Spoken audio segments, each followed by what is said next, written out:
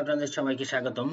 আজকে যে বিষয় নিয়ে আলোচনা করব সেটা হচ্ছে দণ্ডবিধি 1860 এর দণ্ড সম্পর্কিত যে ধারাগুলো আছে দণ্ড সম্পর্কিত ধারা নিয়ে আলোচনা করব। তো প্রথমে দেখেন ধারা 53 বলছে কি দণ্ডসমূহ। ধারা 53 কতে বলছে কারাবাস উল্লেখে ব্যাখ্যা। ধারা 54 বলছে মৃত্যুদণ্ড হ্রাসকরণ। ধারা 55 বলছে যাবজ্জীবন কারাবাস দণ্ড হ্রাসকরণ। যাবজ্জীবন কারাবাস দণ্ড হ্রাসকরণ, এটা কি 55 ধারায় বলছে। তো এই বিধির বিধান অনুযায়ী অপরাধীগণ যে যে দণ্ডে দণ্ডিত হবে তা হইতেছে, মানে 5 প্রকার যে দণ্ডের কথা আছে এখানে সেই 5 প্রকার দণ্ড আমরা আলোচনায় প্রথমত হচ্ছে কি মৃত্যুদণ্ড, দ্বিতীয়ত বলছে যাবজ্জীবন কারাবাস, তৃতীয়তটা কি এটা বাতিল হয়েছে, এজন্য এখন কি 5 প্রকার কারাদণ্ডের কথা বলা আছে।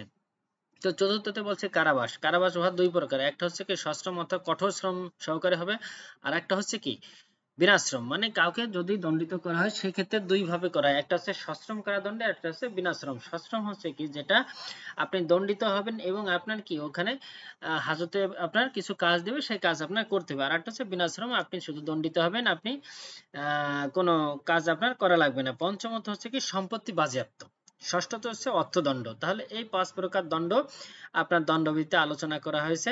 এখন আমরা ধারা 53 ক, এটা হচ্ছে কি 53 ধারায়, এটা হচ্ছে এই 5 প্রকার দণ্ডের কথা আলোচনা করা হয়েছে কি 53 ধারায়। আমরা 53 ক কারাবাসে উল্লেখযোগ্য ব্যাখ্যা, এই কারাবাস উল্লেখে যে ব্যাখ্যাটা আছে আমরা এটা 353 কতে আলোচনা করা হয়েছে, এটা আমরা আলোচনা করব। তো প্রথমে 1 নম্বরে আছে যেটা যে উপধারার শর্তাবলী সাপেক্ষে সাময়িকভাবে পরিচালিত অন্য যে কোনো আইনে যেখানে যাবজ্জীবন দ্বীপান্তর এর উল্লেখ আছে সেখানে উহা যাবজ্জীবন কারাবাস ধরিতে হইবে। মানে এই যে যে দ্বীপান্তর, এটা অনেক আগের কার যখন আইনটা আসলে তৈরি করা হয় তখন দ্বীপান্তর ছিল। এখন বর্তমানে তো কোনো দ্বীপান্তর বা এরকম কোনো প্রসেস নাই, এটা কি যাবজ্জীবন কারাবাস হিসেবে কি আপনার বুঝতে হবে। যাবজ্জীবন দ্বীপান্তরটা কি এখন যাবজ্জীবন কারাবাস। বর্তমান পরিচালিত যে কোনো আইনে কোনো মেয়াদের বা স্বল্প মেয়াদের জন্য যে কোনো ভাবে হোক না কেন দ্বীপান্তরে উল্লেখ থাকলে উহা রদগণ্য হইবে। মানে কি, যদি কোনো বর্তমান পর্যন্ত কোনো আইনে বা মেয়াদে স্বল্প মেয়াদে যেভাবে থাকুক আপনার যদি দ্বীপান্তরের কথা বলা হয় ওটা কি রদ করতে, মানে সেখানে দ্বীপান্তর হবে না, সেখানে কি যাবজ্জীবন কারাবাসটা বুঝতে হবে, কি যাবজ্জীবন কারাবাস, দ্বীপান্তরটা সেখানে হবে না। বর্তমান পরিস্থিতি অন্য যে কোনো আইনে যেখানে দ্বীপান্তর উল্লেখ আছে, যেখানে উহা যদি যাবজ্জীবন দ্বীপান্তর বোঝায় তাহলে উহাকে যাবজ্জীবন কারাবাস ধরিতে হইবে।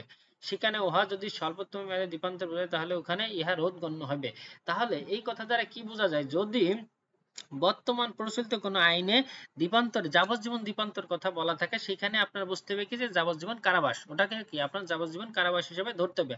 আর যদি স্বল্পতম মেয়াদের দ্বীপান্তর বোঝায় তাহলে ওটা কি রোধ করতে হবে, মানে ওটা আর আপনার দেখার প্রয়োজনে ওটা হবে না, দ্বীপান্তর স্বল্প মেয়াদের দ্বীপান্তরটা হবে না।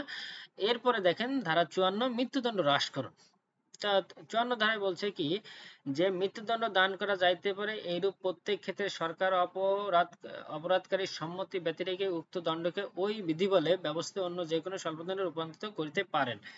একটা জিনিস আপনারা লক্ষ্য করবেন যে বিভিন্ন সময় বিশেষ করে স্বাধীনতা দিবস বা বিজয় দিবস উপলক্ষে কিছু কিছু দণ্ডপ্রাপ্ত আসামিকে রাষ্ট্রপতি বিভিন্ন মেয়াদে তাদের সাজাটা হ্রাস করতে পারে, তাদের খালাসও দিতে পারে বা তাদের সাজাটা মৃত্যুদণ্ড যাবজ্জীবন থাকলে হ্রাস করতে পারে, 2 বছর 3 বছর বা 5 বছর মেয়াদ করতে পারে, বা তারা যদি চায় যে তারা খালাস দিয়ে দেবে সেটাও পারে। এটা কি একমাত্র রাষ্ট্রপতি পারে, এবং আমাদের দেশে বিভিন্ন সময় এটা রাষ্ট্রপতি দিয়ে থাকেন। এবং এই মৃত্যুদণ্ড হ্রাস করেন 54 ধারা, এবং এই যে মৃত্যুদণ্ড হ্রাস করবে এজন্য ওই আসামির কাছে কোনো জিজ্ঞেস বা কোনো কিছু জানার প্রয়োজন নাই, এটা রাষ্ট্রপতি স্বইচ্ছায় দিতে পারেন। এই ক্ষেত্রে কোনো আসামির কাছে জানার প্রয়োজন হবে না, এটা কত 54 ধারায় বলা আছে। 55 ধারায় বলছে কি যাবজ্জীবন কারাদণ্ড হ্রাসকরণ।